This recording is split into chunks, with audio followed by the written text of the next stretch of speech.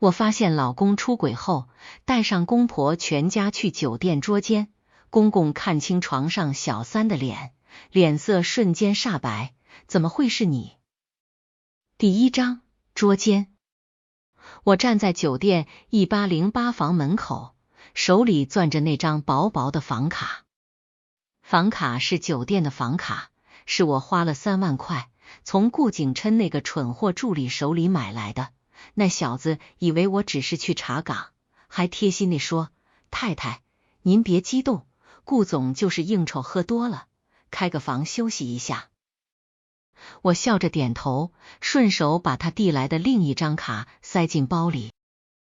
休息一下，需要和一个女人开套房，挂上请勿打扰的牌子。我不信。我身后站着顾家一大半的人，婆婆刘慧兰，公公顾正廷，小姑子顾明月，三叔顾正海，表姐赵婷婷。我给他们打电话时，只说我发现景琛可能被人下套了，在酒店有危险，你们快来。顾正廷是个死要面子的，一听儿子有危险，马上带着全家来了。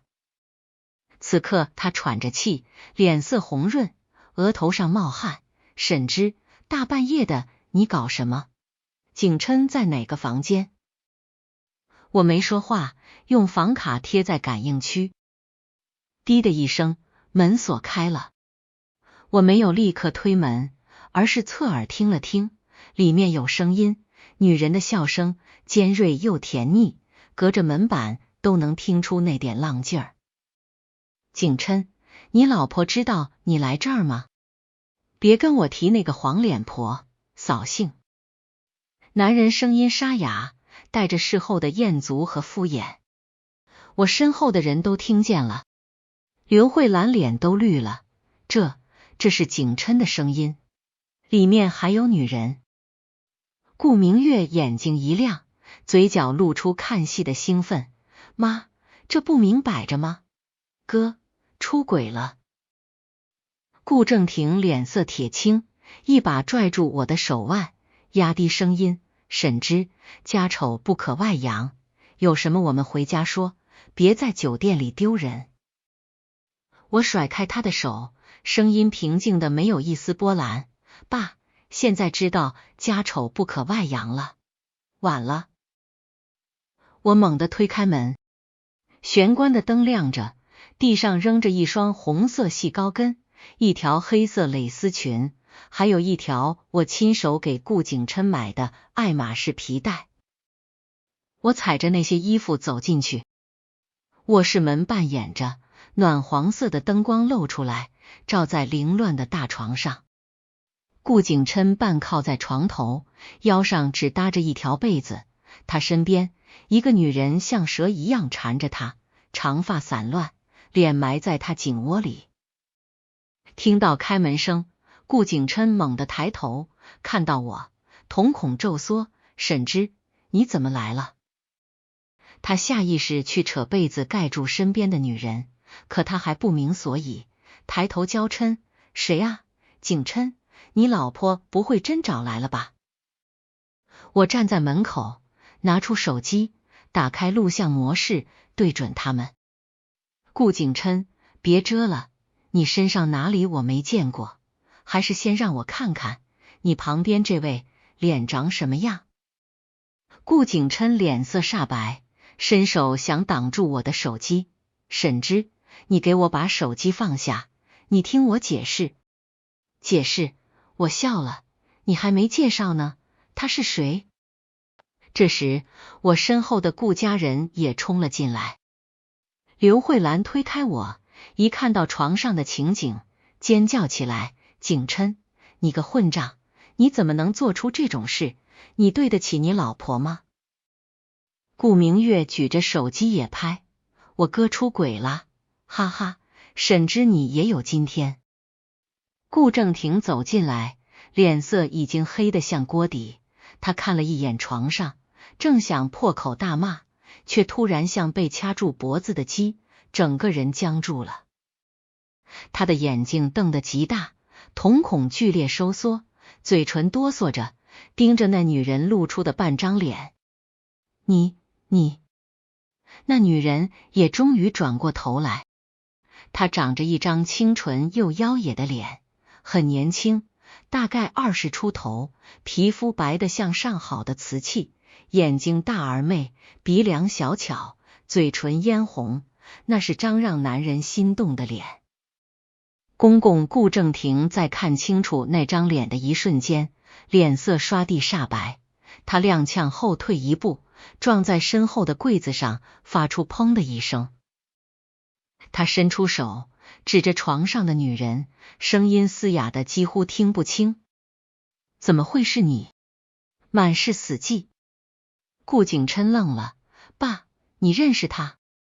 刘慧兰也看向顾正廷，老公，你什么意思？你认识这个狐狸精？那女人看到顾正廷，脸上的表情从困惑变成慌乱，又从慌乱变成震惊，最后变成了一种深深的恐惧。她拼命往被子里缩，声音发颤。顾叔叔。顾正廷像是被雷劈中，整个人都在发抖。他转过头看我，眼里带着一种近乎哀求的神色。沈之，你别拍了，都是一家人，都是误会。误会？我关掉手机，抬起眼看他，爸，你认识我老公出轨的这位小姐？我顿了顿，故意把每个字都咬得清清楚楚。他是谁呀？怎么就成了一家人？顾正廷张了张嘴，却像吞了热炭，怎么都说不出来。刘慧兰突然尖叫一声，冲过去一把掀开被子，那女人惊呼一声，光裸的身体暴露在众人面前。顾景琛想护，却被刘慧兰一巴掌扇在脸上，畜生，你给我起来！我的目光扫过那女人的锁骨，上面纹着一朵蓝色小玫瑰。我看到刘慧兰死死盯着那朵纹身，表情从愤怒变成惊愕，再从惊愕变成恐惧。你妈是林淑芬。刘慧兰声音颤抖。那女人捂住胸口，点了点头。刘慧兰整个人晃了晃，扶住墙，像被人抽干了力气。所以你就是顾正廷当年和那个贱人在外面的私生女。这句话像一颗炸弹在房间里炸开。顾景琛猛地从床上弹起来，脸白得像纸。妈，你说什么？她是我妹妹。顾明月捂住嘴，手机趴地掉在地上。三叔顾正海瞪大眼睛，大哥，你还有私生女？你居然背着嫂子生了孩子。顾正廷满脸冷汗，嘴唇灰白，像是刚被人从坟墓里拖出来。他看着我手里的手机，突然扑通一声跪了下来。沈之，我求你了，视频删掉。这件事传出去，我们顾家就完了。景琛和他们不知道啊，他们是无辜的。我看着他，这个3年来在我面前高高在上，动辄骂我配不上顾家的公公，此刻跪在我脚边，涕泪横流。我低头轻轻笑了。爸，你求我删视频。我蹲下身与他对视，那你要不要先解释一下，我的丈夫怎么和他的亲妹妹滚到了一张床上？顾正廷浑身一颤，无言以对。刘慧兰像疯了一样扑向床上的女人，扯着她的头发尖叫：贱人，你个野种，你妈抢我丈夫，你又来抢我儿子，你们母女俩都是狐狸精。那女人被打得尖叫，顾景琛冲上去拉架，场面彻底失控。我退后一步，靠墙站着，拿出手机拨了个电话。陆律师准备好了吗？电话那头，男人声音清冷，准备好了，随时可以过来。过来吧，顺便带2位警察，这里有人涉嫌重婚、乱伦、诈骗。哦，还有，我要离婚。我挂断电话，看着眼前这场闹剧。我的丈夫和他同父异母的亲妹妹被全家堵在酒店床上。我的婆婆发现小三竟是丈夫私生女。我的公公跪在地上求我删视频。而我，沈之，这场大戏里唯一清醒的人。我知道，这还只是开始。第2章怎么会是你？顾正廷的怎么会是你？不是对我说的，是对床上那个女人。她叫林冉，父亲姓顾，母亲姓林。顾正廷当年辜负了林淑芬，转头娶了门当户对的刘慧兰。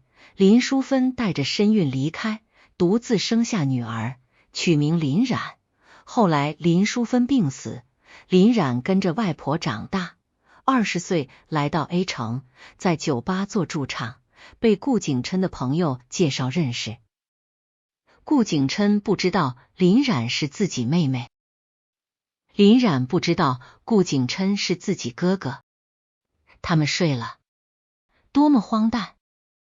可我知道，3个月前，我雇的私家侦探把林冉的资料递到我手上时，我盯着他那张脸看了足足10分钟。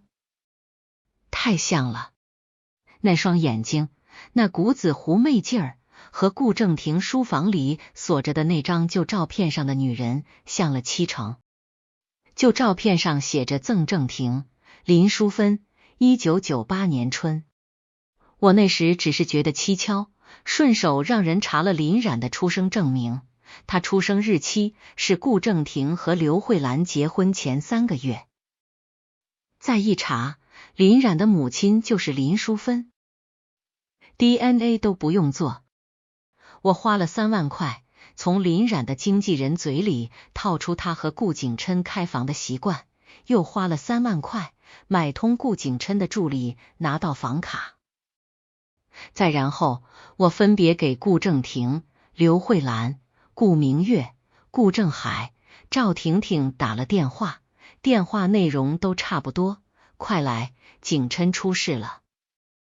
我婆婆刘慧兰爱面子，可更爱儿子。我公公顾正廷最讨厌家丑外扬，可更怕儿子出事。所以他们都来了。我算准了他们到的顺序，算准了门开的那一刻，林冉会转过脸。我甚至算准了顾正廷会先看到他的脸。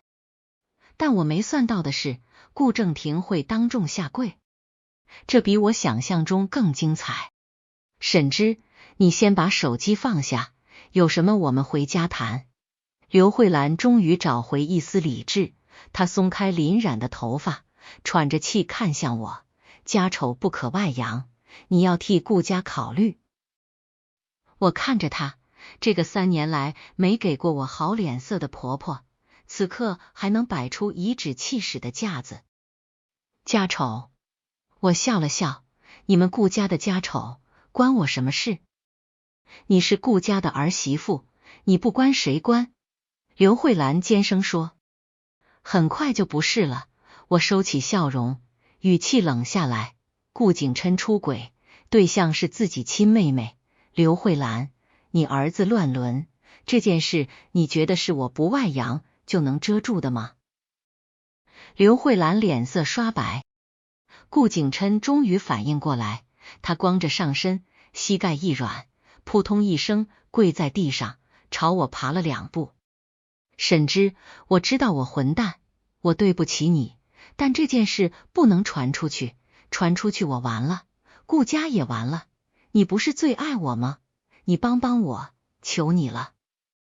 我低头看他，这个曾经我爱的男人，此刻头发凌乱，满身抓痕，脸上还印着刘慧兰的巴掌印。他跪在地上，眼角泛红，语气里全是哀求。你求我帮你。我声音很轻。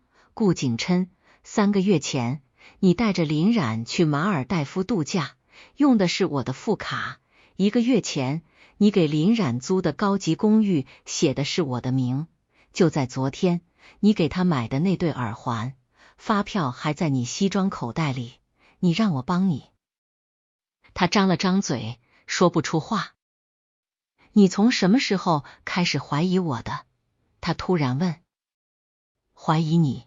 我笑了，我从来没有怀疑你，我是确定你出轨后才开始查他。我指向林冉，查了才知道她是你爸的私生女。顾景琛脸色铁青，猛地看向顾正廷，爸，他说的是真的，林冉真是你女儿，你他妈为什么不在外面管好你的种？你害死我了。顾正廷浑身哆嗦，像是终于被儿子这句话击垮，他猛地从地上爬起来，一把揪住顾景琛的衣领，抬手就是一巴掌。畜生，你还有脸怪我？老子当年是犯了错，可我没让你睡自己的妹妹。父子俩扭打在一起，刘慧兰尖叫着拉架，三叔和表姐呆若木鸡，顾明月蹲在地上，居然在笑。哈哈，我们顾家真精彩，爸在外有私生女，哥睡了私生女，妈，你还有脸说沈之配不上顾家？我看你们都不配做人。我看向顾明月，他虽然是顾家人，但脑子还算清醒。我走到林冉面前，他缩在床角，用被子裹着身体，脸上挂着泪，看到我过来，吓得往后缩。你想干什么？我警告你，我什么都不知道，我不知道顾景琛是我哥。你什么时候知道的？我问。他眼神闪躲，回答我声音不大，但很冷。就刚刚。林冉，你妈去世前是不是告诉过你，你亲生父亲叫顾正廷？他猛地抬头看我，眼神震惊。你怎么知道？你妈留给你的那本日记，最后一页写着顾正廷的名字，还有顾家的地址。你来到 A 城做的第一件事是什么？去顾氏集团门口蹲了一天，保安把你赶走，你去了酒吧驻唱。林冉脸色惨白，嘴唇发抖。你调查我？当然，你睡了我的丈夫，我不能查你。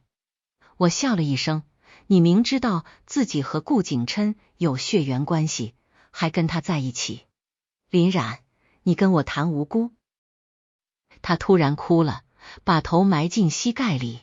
我没有，我一开始不知道，是后来我偷看到我妈的日记才知道，可那时候我已经爱上了景琛，我离不开他。我有什么办法？我也不想的。不想。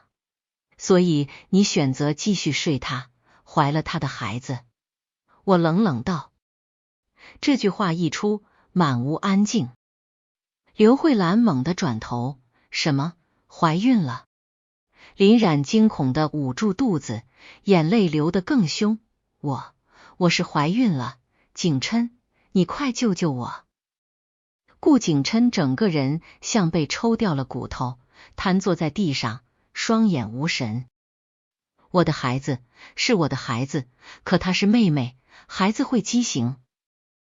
我突然有点可怜她，但只有一点。第3章，我要离婚。警察和律师来得很快。陆时衍穿着黑色西装，带着2名警察走进房间，他扫了一圈满地狼藉，目光最后落在我身上，眉头微不可察地皱了一下。没事吧？他问。我摇摇头，没事，比预想的更顺利。他点头，对警察说，麻烦先把现场控制一下，这位先生涉嫌重婚、家庭暴力、转移夫妻共同财产，这位小姐涉嫌敲诈勒索、伪造身份、破坏他人家庭。顾景琛猛地抬头，陆时衍，你怎么会跟沈之在一起？你们……他像是突然明白了什么，脸色变得极其难看。沈之，你居然和陆时衍勾结害我，你们2个是不是早就勾搭在一起了？陆时眼淡淡扫了他一眼，顾先生，沈小姐是我的客户，请注意你的措辞，不然我会多告你一条诽谤。顾景琛被堵得说不出话。刘慧兰看到警察，有些慌，沈之，你真要闹到警察局去？你非要把顾家逼死吗？我转身面对顾家所有人，深吸一口气。3年前我嫁给顾景琛的时候，你们全家都看不上我。刘慧兰，你当着亲戚的面说我这种小门小户出身的女人能进顾家是烧了8辈子高香。刘慧兰嘴唇动了动，没反驳。顾正廷，你让我签婚前协议，规定我若离婚1分钱都拿不到，我签了，因为我以为我和顾景琛结婚是因为爱情。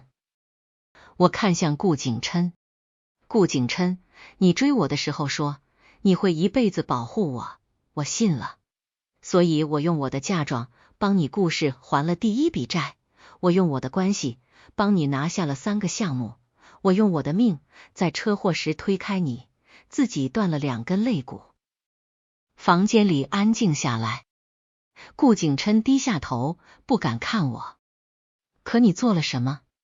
你嫌弃我越来越普通，说我不知道打扮，说我配不上你顾总的身份，你在外面养女人，用我的钱，你带她住高级公寓，用我的名义，现在你告诉我她是你妹妹。我轻笑一声，那笑里带着3分悲凉，7分释然。顾景琛，我从来没欠过你们顾家，从今天起我不伺候了。我转身对陆时眼说，离婚协议带了吗？陆时眼递给我一份文件，我接过，直接扔到顾景琛面前。签字，你不签，我会让全世界都知道顾家的丑闻，包括你爸的私生女，包括你睡了自己亲妹妹，包括你顾氏这几年偷税漏税、走私、行贿的证据。顾景琛抬头，眼中满是恐惧，你怎么会有那些？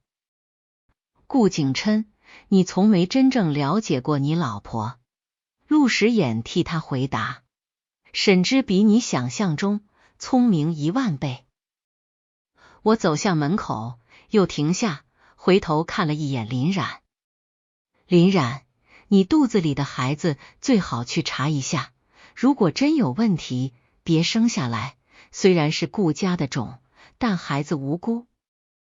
林冉捂着脸，哭得说不出话。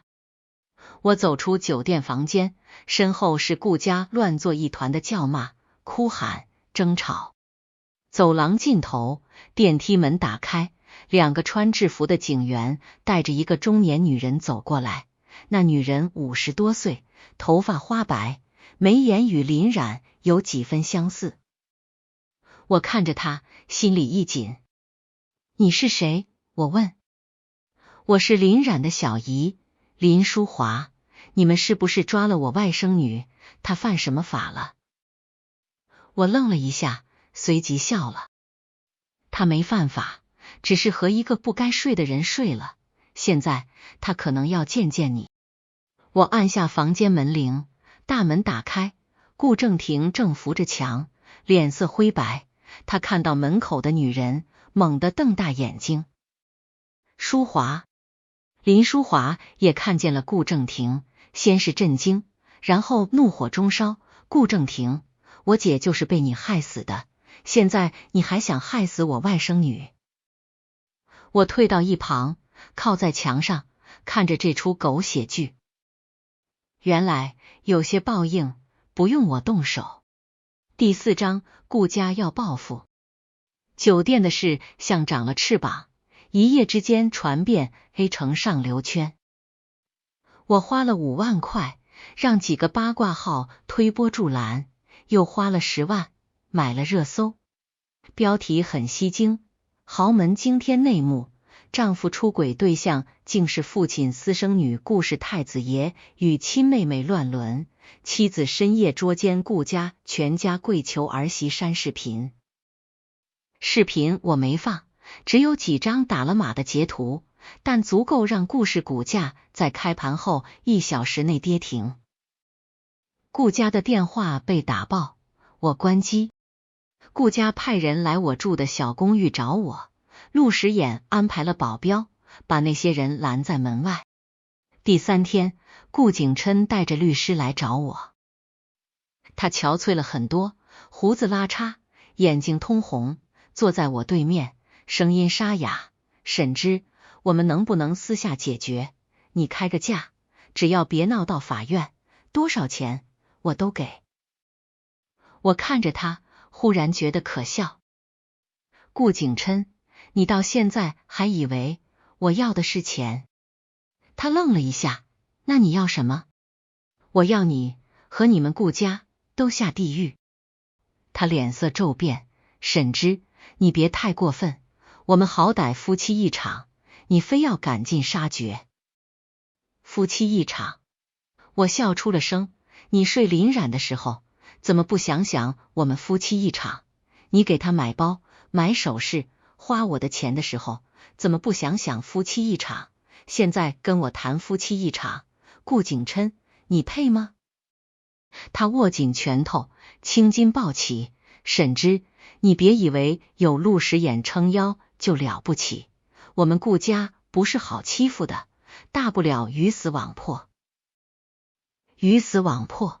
我摊开手，来啊，我手里有你和林冉的床照、视频、转账记录，还有你顾氏这些年走私、行贿、偷税的证据，你拿什么跟我鱼死网破？他脸色煞白。我站起身，走到他面前，居高临下。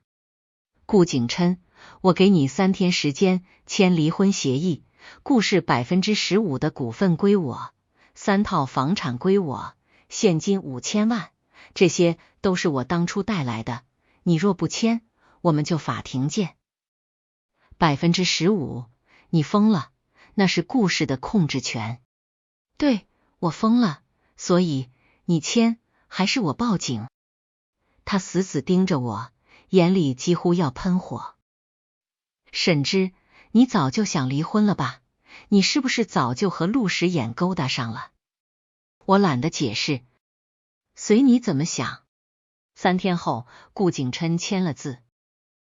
他不签不行，因为顾氏的董事会已经开始逼他。顾正廷被税务部门约谈，顾氏资金链断裂，银行抽贷。离婚后，我从顾家搬出来，租了个小公寓。我没有直接回沈家，因为我还不想这么早暴露身份。陆时衍问我，打算什么时候公开？我摇头，再等等，顾家还没彻底倒，他们不会善罢甘休。果然，1周后，顾家开始了反击。他们放出消息，说是我沈之联合陆时衍设局陷害顾家，说我出轨在先，还伪造证据。网上一片哗然。我坐在电脑前，看着那些水军带节奏，笑了。终于来了。我登入许久没用的邮箱，点开一封加密文件，里面是顾景琛近3年所有转账记录、开房记录、聊天记录，还有顾正廷与林淑芬的旧情、林冉的出生证明。我压缩打包，发给了一个可靠的大 V。半小时后，一条微博引爆全网。9张图，每一张都是实锤。顾景琛与林冉的亲密照，顾景琛用妻子信用卡给林冉买包的账单，林冉的出生医学证明，父亲一栏写着顾正廷，顾正廷与林淑芬的合影，以及一份 DNA 鉴定报告。配文只有一句话：顾景琛，你睡了你亲妹妹，还要我替你瞒着吗？半小时内，话题阅读量破亿。顾家彻底完了。第5章，我的身世。舆论发酵到第3天，顾正廷在家里吞了安眠药。被救回来后，他躺在医院里，整个人像老了20岁。刘慧兰站在病房外，没了往日的嚣张，头发凌乱，眼眶深陷。他看到我，没有骂，只是问：沈芝，你到底是谁？我站在医院走廊，看着他，一个被你顾家欺负了3年的普通人。他惨笑：普通人，普通人能在一夜之间搞垮顾家，普通人能请到陆时衍当律师。沈芝，你别骗我了。我沉默了几秒。我是沈芝，沈国邦的孙女。刘慧兰愣住了，然后猛地瞪大眼睛。哪个沈国邦？ A 城首富，沈氏国际董事长，你没听错。他踉跄一步，靠在墙上，脸色灰白如纸。怎么可能？沈国邦的孙女怎么会嫁到顾家？因为我喜欢顾景琛，因为他当年对我好，因为我想过普通人的生活。我顿了顿，可你们不让我过。刘慧兰瘫坐在地上，眼泪终于掉下来。报应，都是报应。我转身离开，没有回头。顾正廷病床上，他不知何时醒了，虚弱地伸出手，似乎想抓住什么。别走，念念。我停下脚步。你叫我什么？念念，你是念念，对不对？沈国邦的外孙女。我猛地转身。你怎么知道？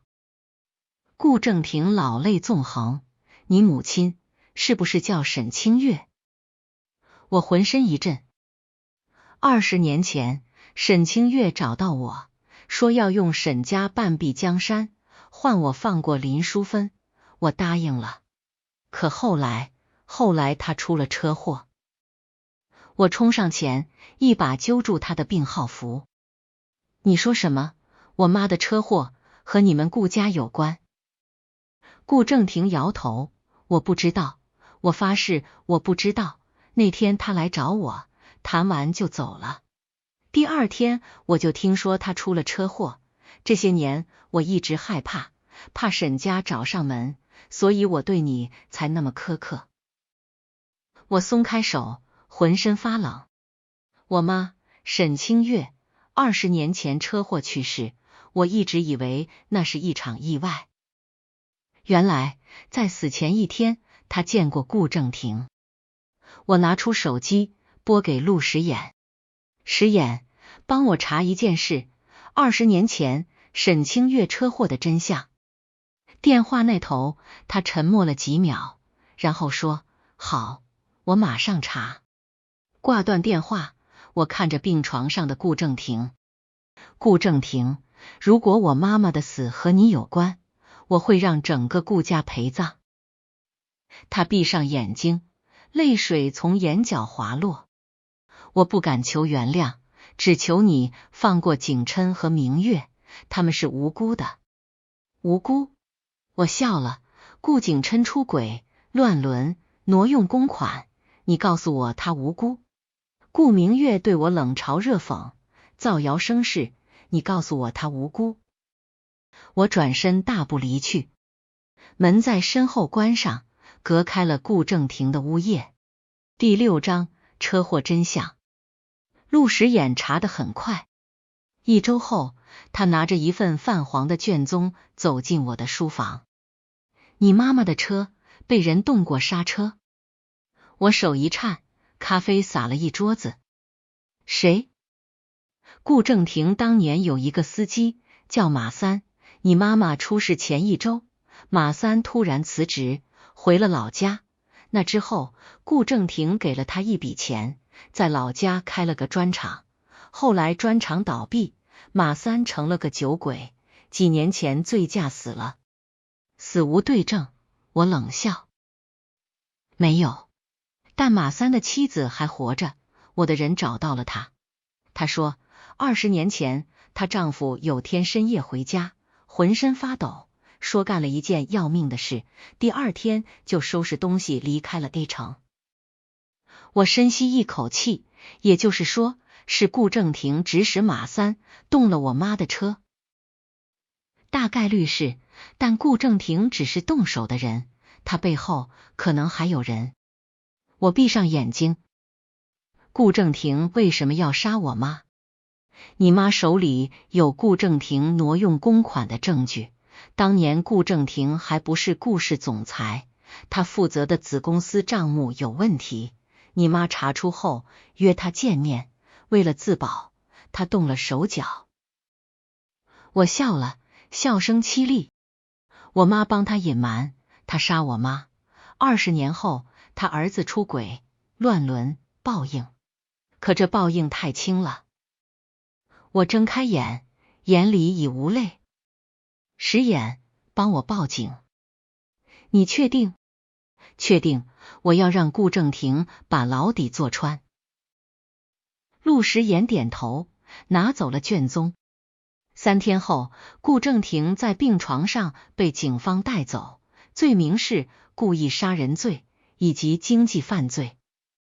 刘慧兰疯了似的拦住警车，又哭又闹，你们不能抓他，他是顾氏总裁，你们知道我是谁吗？警察冷冷道，抓的就是顾氏总裁，让开。顾家正式崩塌，顾景琛失去了所有靠山，顾氏股价跌到一文不值，他从豪宅里搬出来，租了个破旧公寓，林冉被顾家赶了出来，流落街头，但很快他也因涉嫌敲诈勒索、伪造身份被警方带走。我站在顾氏集团大楼对面，看着楼顶顾氏集团4个字，心里却空落落的。我想起妈妈，想起她牵着我的手，走在沈家老宅的花园里，指着一棵桂花树说，芝芝，做人要像桂花，不需要惊艳，但要香得久远。他死那天，我也在车上。那年我5岁，车子撞向护栏，妈妈把我压在身下，我活了下来，她没了。后来外公沈国邦带我回了沈家，怕仇家报复，对外说我已经死了。我长大后执意要查妈妈的死，外公不让我查，说太危险，可我还是查了。我嫁进顾家，有一半的原因是因为顾正廷是最后一个见过我妈妈的人。现在我终于知道了真相，可是妈妈回不来了。第7章公开身份。顾正廷被捕后，我正式公开了身份。沈氏国际召开新闻发布会，陆石眼陪我出席。我穿了一身黑色西装，站在聚光灯下，面对全城媒体，声音平静。大家好，我是沈芝，沈氏国际继承人，沈国邦的外孙女，感谢大家对我私生活的关注。今天我只宣布一件事，沈氏国际将全面收购顾氏集团。与此同时，我将以个人名义起诉顾景琛重婚，转移夫妻共同财产、侵权。对于顾正廷，他将为20年前我母亲沈清月的死付出代价。台下记者疯狂拍照，提问声此起彼伏。我转身离开，没有多留。第2天，我上了所有财经版和娱乐版的头条。曾经嘲笑我配不上顾家的人，如今见了我，都点头哈腰。顾景琛在公寓里看到新闻，据说摔了手机。刘慧兰被娘家接走，精神状况堪忧。顾明月来找我，跪在我面前，哭着求我放过他。沈芝，不，沈小姐，我知道错了，以前是我狗眼看人低，你大人不计小人过，放过我吧，我没参与过我妈和哥的事，我真的没有。我看着他，蹲下身。顾明月，你3年前在顾家夜宴上往我杯子里加过什么？你还记得吗？他脸色骤变。你怎么知道？我喝了，然后被顾景琛带进房间，第二天他就向我求婚。你以为你做的隐蔽？可惜那晚的监控我早就拿到了。顾明月瘫在地上，浑身发抖。你想怎么样？我已经报警了，你涉嫌故意伤害，协助强奸，自己跟警察说。他尖叫着被2名女警拖走。顾家最后一个无辜的人，原来也不无辜。第8章渣男的结局。3个月后，顾景琛的案子开庭。他站在被告席上，头发剃得很短，人瘦的脱形。看到我坐在旁听席上，他眼里满是怨毒。沈之，你不得好死！法警呵斥他安静。庭审很顺利，重婚、转移夫妻共同财产、伪造证据、协助他人犯罪，数罪并罚，判处有期徒刑8年。顾景琛听到判决，膝盖一软，被法警架住。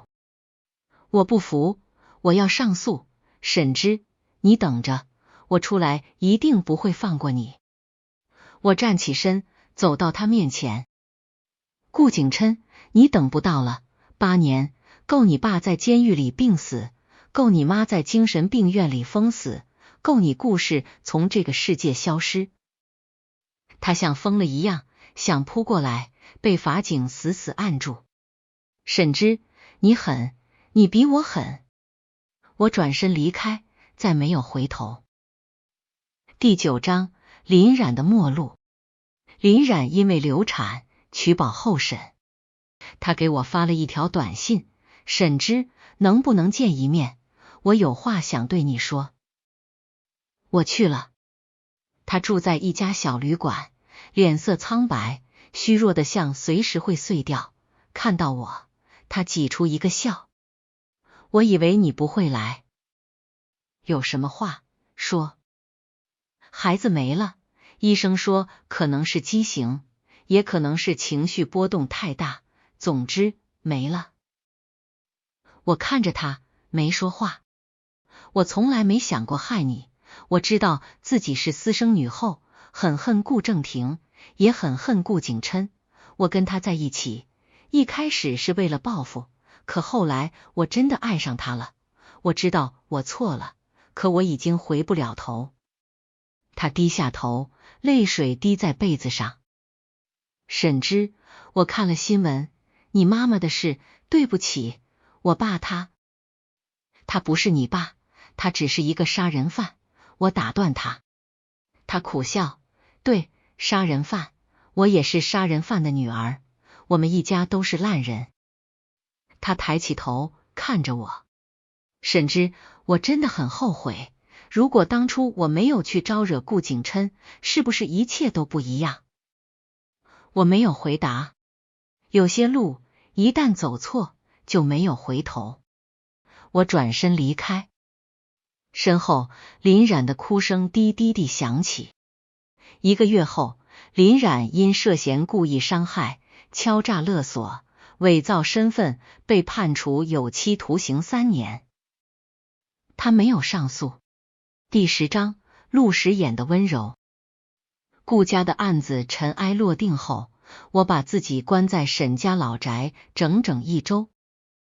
陆时演每天来，不敲门，只把饭放在门口，有时候是一碗皮蛋瘦肉粥，有时候是一盒我最爱吃的桂花糕。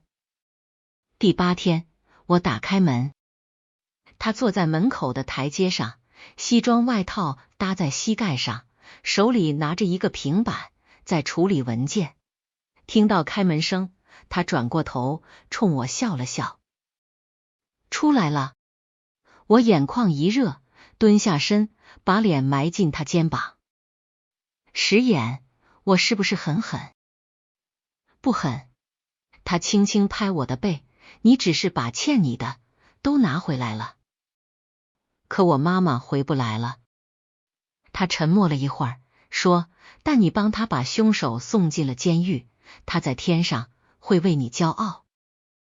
我抬起头看着他，陆时衍，你为什么对我这么好？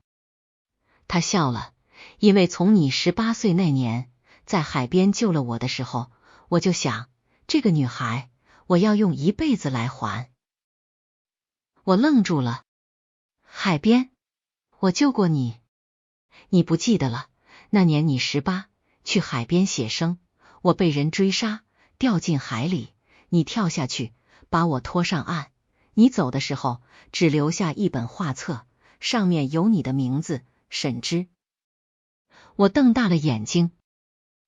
我找了你很多年，后来知道你要嫁给顾景琛，我以为你找到了幸福，我守着陆家，没有打扰你，直到你来找我，说要离婚。我再也忍不住扑进他怀里，哭得像个孩子。原来这世上真的有人从第一次见你就想护你一生。半年后，我和陆时衍在一起了，没有盛大的告白，没有铺张的仪式，只是一个普通的夜晚。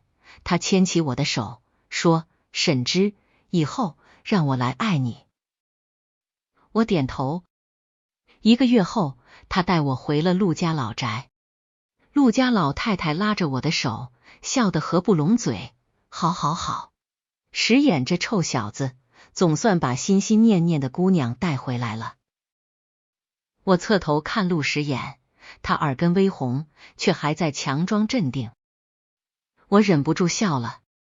晚上，他送我回沈家，下车时，他忽然拉住我：“沈之。”我回头，谢谢你当年救了我，也谢谢你愿意给我一个机会照顾你。我看着他，心里那点最后的阴霾终于散尽了。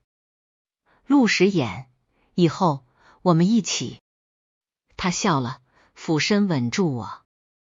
夜色温柔，星光满天，顾家已经成了过去，而我沈之终于活成了妈妈希望的样子，像桂花，不惊艳，但香的久远。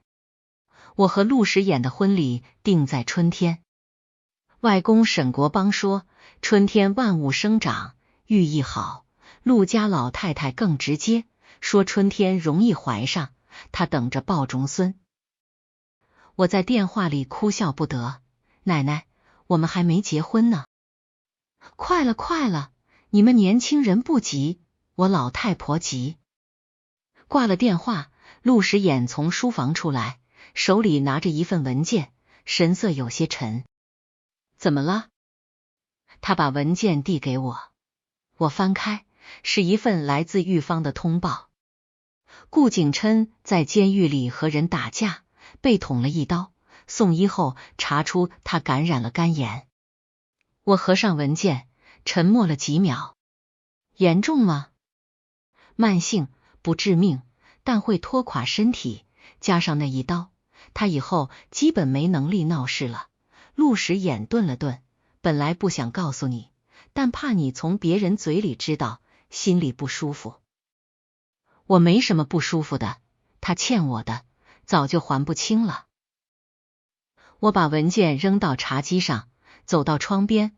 2月的 A 城还没回暖，外头灰蒙蒙的，远处的顾氏大楼已经摘了招牌，换成了沈氏国际的 logo。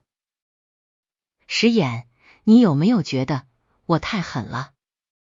他走过来，从背后圈住我，下巴搁在我肩窝。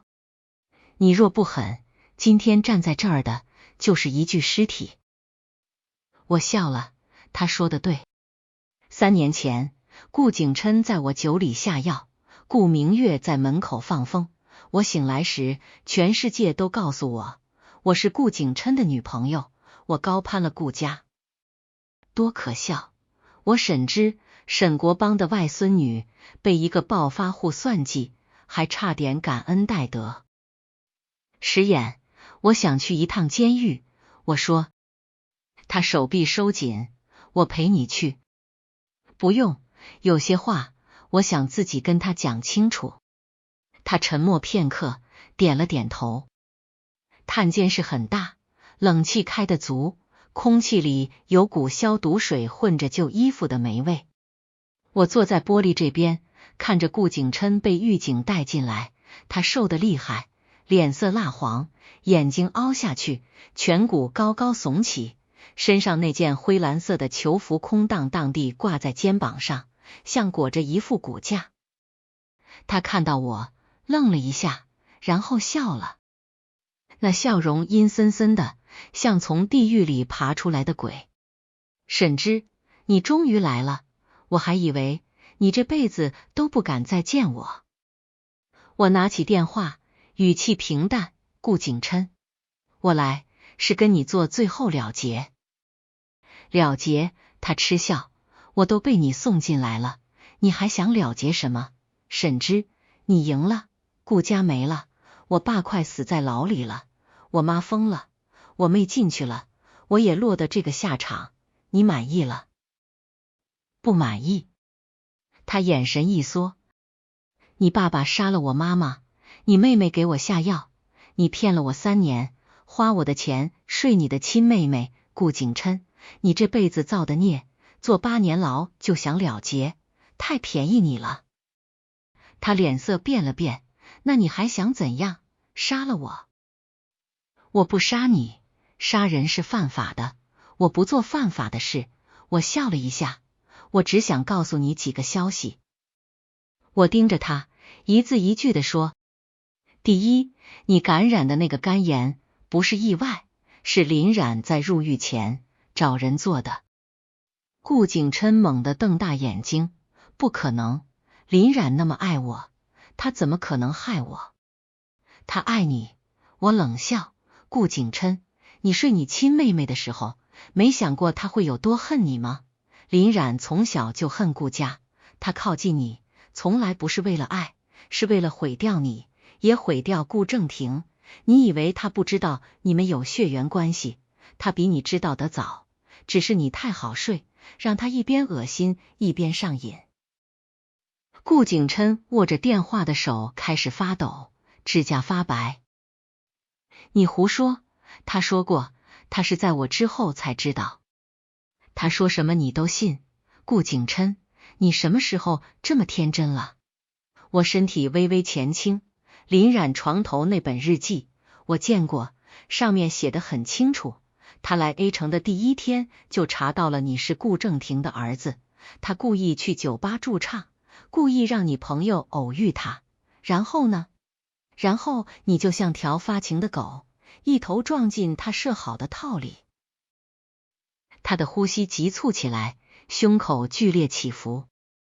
可他还怀了我的孩子。孩子？我笑出了声。顾景琛，你就没怀疑过，那个孩子根本不是你的吗？他像被雷劈中，整个人僵在那里。林冉在跟你之前有一个做地下乐队的男朋友，那男人染上毒瘾，林冉被他拖得倾家荡产，他需要钱，你就是他的提款机。她怀孕后不确定孩子是谁的，所以她故意闹到酒店，故意让你爸看到她。她就是要在顾家最狼狈的时候再踩一脚。顾景琛的眼睛红了，像要滴血。沈之，你早就知道，为什么不告诉我？我为什么要告诉你？我看着他，目光冷得像刀。你出轨，下药，骗我3年，我巴不得你多尝点苦头，告诉你，你不配。他猛地砸了电话，狱警立刻按住他，他在玻璃那头挣扎，嘴里骂着什么，我听不见，也懒得听。我站起身，最后看了他一眼。顾景琛，这是我最后一次来看你，从今以后，你就在牢里慢慢熬吧，我会过得很好，好到你每一夜都睡不着，都在想，如果当年没有背叛我，你会是什么样？我转身离开，身后顾景琛像野兽一样低吼，被2个狱警拖出了探监室。从监狱出来，阳光有些刺眼。我拉开车门，看到陆时衍坐在驾驶座上，正低头看手机，听到动静，他抬头看到我的表情，松了口气。说清楚了。回家？不，去疗养院。他握方向盘的手顿了一下，没多问，启动了车子。刘慧兰住在城郊一家私人疗养院。这家疗养院是陆时衍安排的，说是疗养院，其实更接近看守严密的康养中心。刘慧兰被顾正廷的事刺激的精神失常，但她总是清醒一阵，糊涂一阵。糊涂时，她管每个护工叫景琛；清醒时，她就坐在窗边，一整天不说话。我走进房间，刘慧兰正坐在一把藤椅上，怀里抱着一个枕头，像哄婴儿一样轻轻拍着。景琛乖，妈妈在呢，妈妈不走。我站在门口看着他，他察觉到有人，抬起头，浑浊的眼睛盯着我看了好一会儿，突然变得清明。沈之，你是沈之？对，是我。他抱紧枕头，像抱着救命稻草。我儿子呢？景琛呢？你把他弄到哪里去了？他在监狱被判了8年，感染了肝炎，刚和人打架，被捅了一刀。刘慧兰的脸瞬间惨白，嘴唇哆嗦着，眼泪大颗大颗地往下掉。你这个恶毒的女人，你害了我全家。刘慧兰，你还要自欺欺人到什么时候？我走进去，拉了把椅子坐下。害你全家的人从来不是我，是你丈夫顾正廷。他猛地摇头，不是，都是你害的。顾正廷为什么娶你？我盯着他，因为你爸当年是商会的会长，有资源，有人脉，顾正廷需要你家的势力，所以他抛弃了林淑芬。林淑芬带着肚子里的孩子离开，独自生下林冉。这些你都知道，但你选择装不知道。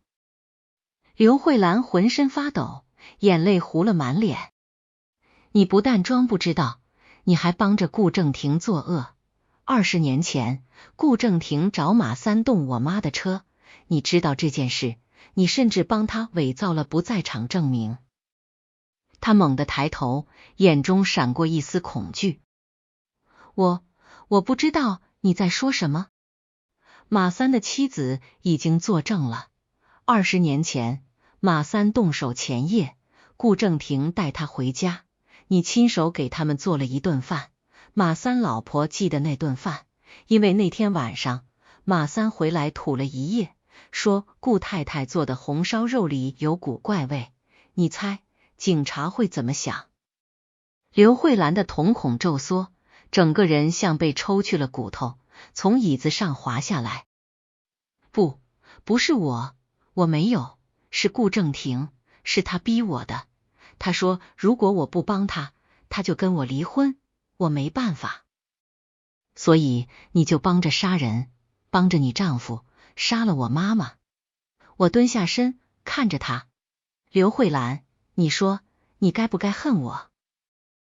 他仰着头，眼泪鼻涕糊在一起，哪里还有半点豪门贵妇的样子。沈之，你饶了我吧，我已经疯了，我已经受够了折磨，你还想怎么样？我站起身，拍了拍衣角。你女儿的官司下个月判，你儿子的病治不好，你丈夫的命活不长。刘慧兰，你的折磨才刚刚开始。我转身离开，身后刘慧兰声嘶力竭的哭喊声被门隔开，越来越远。回城的路上，陆时衍忽然把车停在一家花店门口。等我一下。他下车，几分钟后捧着一束桂花回来，淡黄色的小花簇拥在一起，香气清冽，不浓不淡。今天是什么日子？我接过花，有些意外。你妈妈的忌日，他说。我愣了一下，2月19，我妈的忌日。我低头看着怀里的桂花，鼻子一酸。谢谢你，我记得他最喜欢桂花。陆时衍重新发动车子，声音低沉温柔，带你去看看他。墓园在半山腰，风有些凉。我抱着花走到沈清月的墓碑前，照片上他笑得很温柔，眉眼间和我有7分相似。妈，我来看你了。我把花放在碑前，蹲下身，用指尖擦了擦照片上的灰。凶手抓住了，顾正廷在里面，活不了几年，刘慧兰也疯了，顾家彻底散了，你可以安息了。我顿了顿，转头看了一眼站在不远处的陆时衍。妈，我身边现在有了一个很好的人，他叫陆时衍，他对我很好。你以前说过，等我长大了，一定要嫁一个把我捧在手心里的人，我找到了。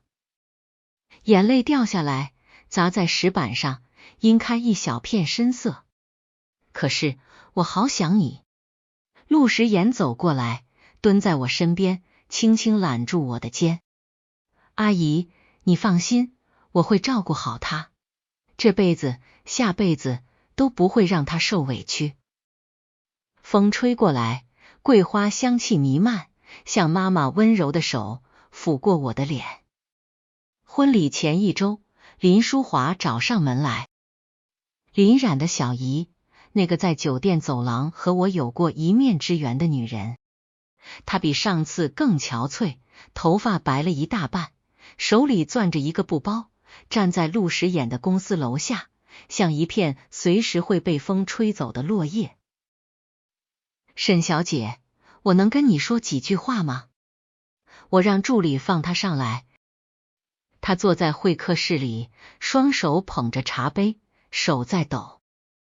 沈小姐，我知道我没有立场来求你，但是小冉她在里面病了，病得很重，医生说是抑郁症，还有子宫感染，她流产后没有好好休息，现在她可能再也没法怀孕了。我看着她没说话。我来不是求你原谅她，我知道她做了很多错事。林淑华低下头，眼泪滴进茶杯里。我只是想求求你，能不能别让里面的人再欺负她了？她每个月都被打，她身上没一块好皮。我皱起眉，我没有让人动她。不是你的意思，是顾家的人。顾景琛虽然进去了，可顾家旁支的人还在。他们恨他毁了顾家，就买通了里面的女犯，隔三差五找他麻烦。林淑华抬起头，满眼哀求，沈小姐，我求你了，你恨他，就让他把牢底坐穿，可别让人折磨他，他到底是我姐姐唯一的血脉啊。我沉默了很久。你回去等着吧。林淑华千恩万谢地走了。晚上我把这事告诉陆时衍，他听完表情没什么波澜。你想帮他？不帮他，但林淑华有句话说得对，他最不至被人整死。我顿了顿，而且顾家旁支那些躲在阴沟里的老鼠也该清一清了。陆时衍笑了，揉揉我的头发，交给我。3天后，顾家旁支3个挑头的被抓，罪名是行贿、寻衅滋事、妨碍司法公正。林冉在监狱里终于不用再挨打。他托人给我带了张纸条，上面只有2个字：谢谢。我烧了纸条，没有回复。他不值得原谅，但至少我让他知道了，我不是顾家那种人。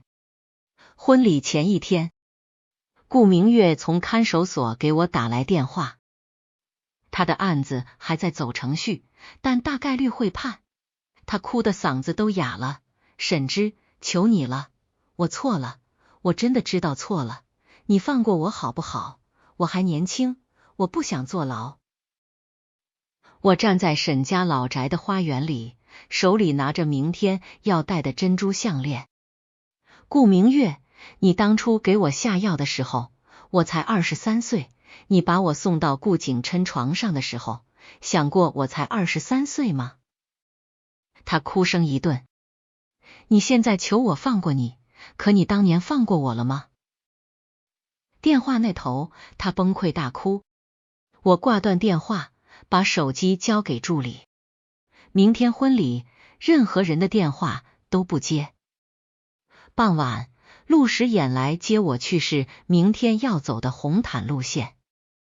他牵着我的手，沿着铺好的白玫瑰走了2遍。夕阳把他的影子拉得很长，和我交叠在一起。紧张吗？他问。不紧张，就是觉得像做梦一样。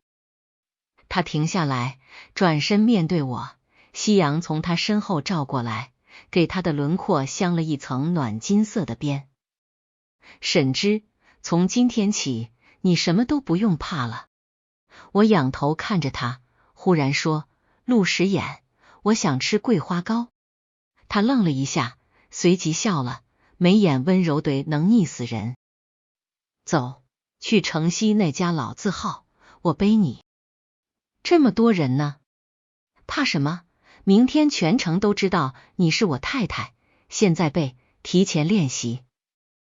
他蹲下身，我趴到他背上，他的背很宽，很暖，像避风港。陆时衍，谢谢你。不谢，欠你的，我慢慢还。我笑了，把脸埋进他颈窝。桂花快开了。妈妈，你看，我真的找到幸福了。全文完。